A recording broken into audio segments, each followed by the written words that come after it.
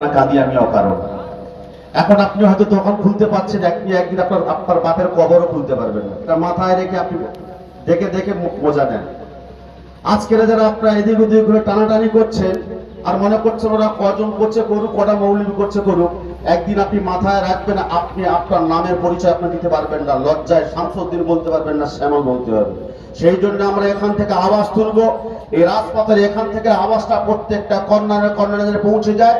পৌঁছাতে 26শে April brigade ভরবে, ওখান থেকে পদধ্বনি উঠতে উঠতে আমাদের দিল্লির রাজপথ যাবে। দিল্লির রাজপথ থেকে সংসদ ভবন, তারপরে আমরা বলবো এই আইন প্রত্যাহার করতে হবে। তাকবীর দেন, নারায়ে তাকবীর, আরো জোরে নারায়ে তাকবীর, নারায়ে তাকবীর। রাত দুটোয় আইন কেন করা হলো? নরেন্দ্র মোদী জবাব দাও, জবাব তোমায় দিতে হবে। সব কিছু মেনে নিল, ওয়াকফ বিল মানছি না, মানবো না, নারাবনিয়া রাজপথে আমাদের, নারাবনিয়া রাজপথে আপনারা সাবধান। ওয়াকফের বাতিলের দাবিতে আমাদের বাইক, আমাদের সকলের মিছিল চলছে, চলবে। ওয়াকফের বাতিলের দাবিতে নারাবনিয়া থেকে আমাদের সংগ্রাম চলছে, চলবে। মাইনরিটি সংগ্রাম, নারাবনিয়া মানুষের সংগ্রাম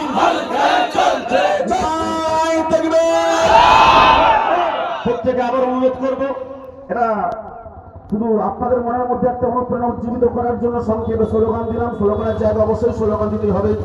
শুধু অনুরোধ করবো, যারা এখন দেখেন কিছু ছেলেরা ওই ভিতরে ঘুরবে চাই, দেখেন মজা নিচ্ছে, ওরা মনে করছে তাস পেরে একটু ঝাপটা দেন, ওরা মনে করছে যে তাস পেরে একটু ঝাপটা দেন।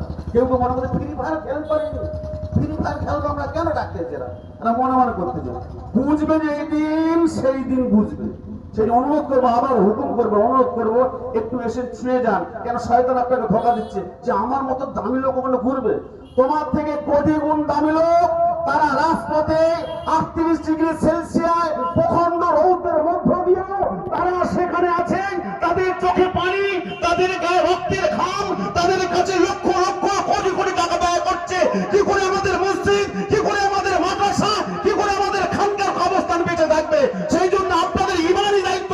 যদি ন্যূনতম ইমান থেকে থাকে তাহলে নিশ্চিত আপনার অন্যান্য জায়গা না ঘুরে এই জায়গায় বসবেন, এটা আমাদের আশা।